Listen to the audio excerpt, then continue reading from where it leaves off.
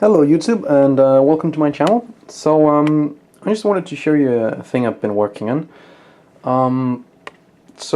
This is the thing I've been working on, but first it would make more sense if I actually showed you what I'm going to need it for.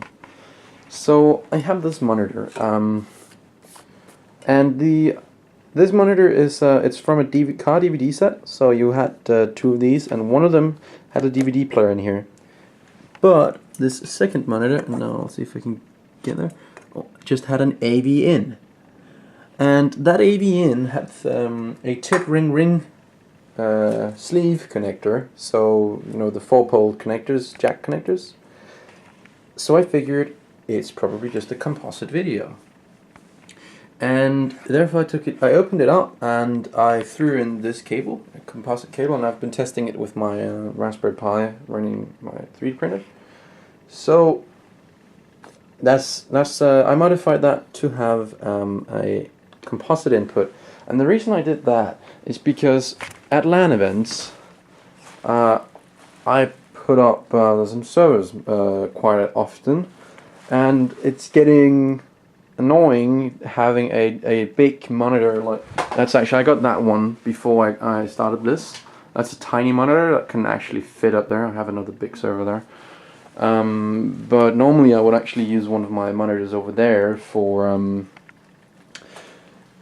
managing the servers before I could get them on SSH, for example. I'm running Linux on most of my servers, but it got a bit annoying having to place. They often had to be standing on top of the servers, and they often had to I often had to hunt for a place where I could put the servers where there would be enough power outlets both for the monitors and for the servers. I guess it could bring some extender cables and some plug pack. Well, no, that's not what they're called.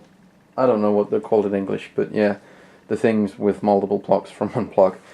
But it just got tedious having to move all of that around, and especially if I wanted to open the server up and for no particular reason I'd have to remove the monitor first.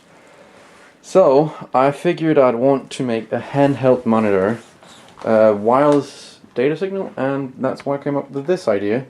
So I'm still waiting for the wireless transmitters and some 2.4 GHz wireless composite video transmitters, but they won't be here in time for me for the next event I'm going to, which is a bit of a bummer.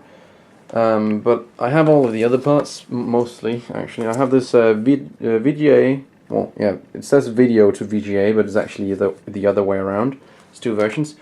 It converts VGA in, to S-video and what I'm interested in, composite out. And then I hook up a wireless transmitter to those, and I'll be good to go. And then it's no real use having a wireless monitor like this one if it's not portable, if it has to be hooked up to 12 volts. It takes 12 volts right there. So I figured I'd get a battery pack going, and that's what we're seeing here. So let's get down close. This is a 5 amp hour battery pack from Hobby King. It's 20C, which is way overkill, and I'm actually missing probably filmed the wrong plug, so yeah, this is, and it's 20C, so that's rather overkill, but I didn't really know where to get anything less for the same amount of money. It's $11 in EU, in Europe, and it's $8, I believe, in the US, from Hobby King.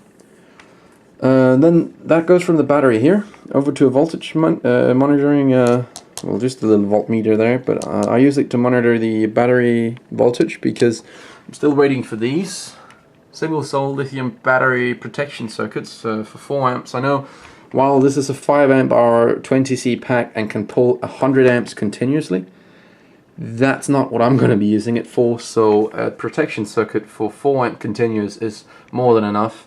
I'm kinda not too keen on the fact that it has a cutoff voltage of 2.5 volts. I would like it to cut out at 3 volts, but that's one of the reasons why I have this one on. that then goes from here to this boost buck converter, which I also have open over here in the tap. Let's see if I can get to it. Boost buck converter right there, from Good Small 999, and it's only $3, well, just shy of $3, and with free international shipping, so it's absolutely, well, it's barely any money. And my camera seems to be on, no, okay, it was in macro focus. I didn't know it did that automatically. It's pretty neat. So that one takes the 3.7. Oh yeah, I probably should mention the reason I got a boost buck converter. This won't go over 4.2 volts, and I want 12 volts out. So I will never have to actually use the buck feature of this converter. But at that price, it's only boost converters, like they would only boost, were actually more expensive than this was. This one doing both, which I found kind of odd, but I guess just buy this one then. So I bought this one, and right now the battery voltage is 4.16 volts, and that one's then converting that up to 12 volts. And I also have, I just had some of these laying around, so I stuck it on. It's from the battery supply as well, and it's just a 5 volt output. That is only a boost converter, but well, yeah, I don't need a buck converter. So yeah, and then I have 12 volts out here. So I don't think there's anything else to do but to try and hook it up. Oh wait, yeah, actually there is.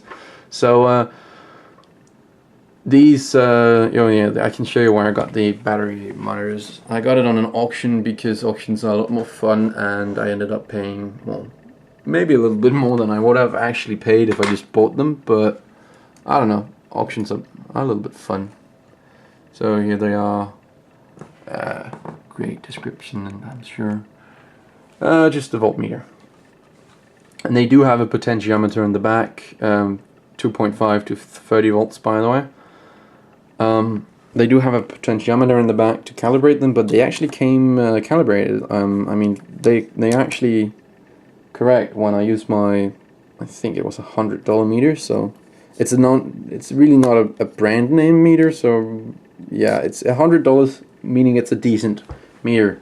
Well, it doesn't necessarily mean it's a decent meter, but it is. And I hit this hot glue gun. It's just enthusiastically spewing glue everywhere. Damn it. So yeah, I just temporarily glued it to this plastic piece just so I didn't have to flap around with it. But eventually I'm gonna 3D print, like I 3D printed this block here to keep these two separated. Eventually I'll just 3D print an enclosure where this one will snap fit into, and this one might snap fit, or I might just put some glue on the back. This one will have to snap fit because it does get 30-40 degrees hot, and the glue might actually go soft, so it's not going to be soft glued. Well, it might be soft glued as well, but it should be pretty snugly without, and the same goes for that one. So for charging these, while not ideal, I got one of these boards. I got 10 of them actually. 10 of them for, I believe, $7 or $8. I have the tab open over on my computer, and me being inexperienced with Lipo batteries, but pretty fucking scared of these big Lipos, I put it in a project box, and I normally have the lid on, but yeah, this is charging it. This charging it at a constant current for an hour. Well, constant current at 1 amp until, yeah, I can go and show you the charge graph. But for this one, I 3D printed a slightly different casing, and this one I actually drilled some holes in the tabs because I don't want to solder in these batteries, thinking that's a bad idea. So this one is a slightly bigger one. It also supports the battery so that doesn't flop around, and it has screws in the back that I just alligator clip onto. So over here is the, oh yeah, never mind. Oh yeah, over here is the datasheet for that charger. And if you look at the datasheet for the charger, you can see it starts out here at 1/10 of the current, maximum current, which is 1 amp. Just for a little while, they call it soft start, but it really ramps up like, well, it does actually ramp up like this. Boom, current goes up here. Charges at, well, a little bit under, and then it ramps fairly quickly up to full current. Keeps this full current until it reaches, well, I don't know if it's actually just for a set time or if there's actually a voltage specific trigger for it. From the video Julian Lett did, it didn't really seem like it had, it seemed rather timing based or just internal resistance of the battery based. The thing that will get you though is that even though it charges at 1 amp, you're not going to charge a 5 amp hour battery in 5 hours, because it charges at 1 amp until it reaches 4.1 volts or 4.2. It's a bit thereabouts. And it will then just keep a constant voltage, where in that phase the voltage will drop, well, the current will drop, and when it reaches 1/10 of the maximum charge current, so when it reaches 100 milliamps, it's going to terminate the charge terminate, as it says there. And that's the thing about lithium polymer batteries. You don't trickle charge them. When you're done charging them, the charge just shuts off and you're just done. It's not going to stand there continuously topping them off. So that's this charger. It's fairly slow for this big of a battery, but I'm not going to run my monitor well, all the time. I am most of the time going to be using a remote login to the servers. So this is only for initial setup and for wireless management. And why can't I get on it? Does it have the right IP address? And I can use a wireless keyboard. So let's test this out. I'm just gonna plug this in over here, and there we go. Now it's still outputting just fine, 12 volts and 4.15, and it takes quite a while actually for this board to get warm, and it does only get warm. It doesn't get hot. It gets warm. And then we can hook up. This is the power supply. Sorry for my bad filming. My tripod is elsewhere.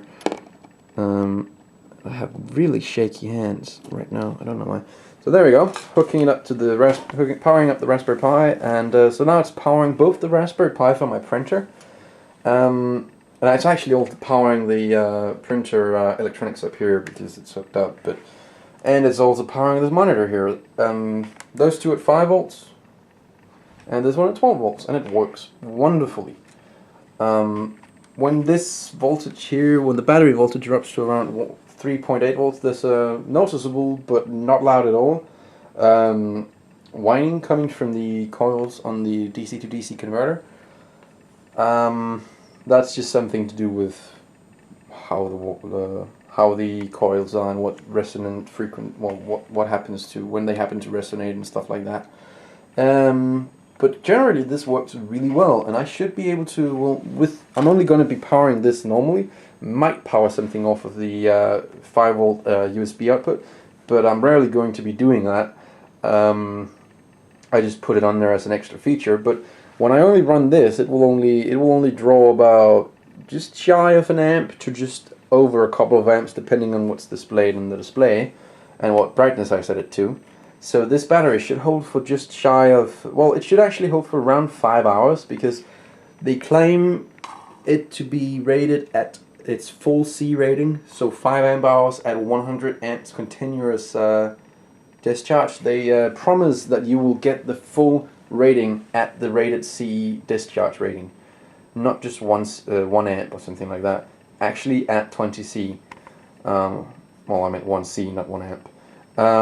So I should, in theory, get more, just a tad bit more than 5 amp hours out of it, and I'm using just a tad bit more than 1 amp at the time. Well, not at the time, at all times. So I should get around 5 hours of battery life out of this before it going uncomfortably low. And you can actually hear the coils right there. So yeah, that's my little project I'm working on, and eventually I'll make a little board that will, once power is applied, here, once the 5 volts here applied, there's 2 solder points where you can just buy the mini USB. You can hook up 5 volts or take it. You can also take the 5 volts from your USB plug, of course.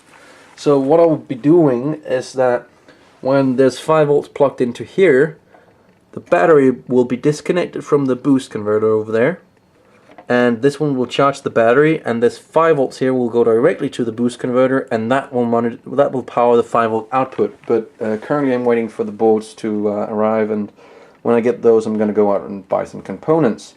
But as it stands right now, I have 2 batteries, so I can charge one of them while the other one is in the converter. And yeah, so if you want to know anything else about this, feel free to post a comment.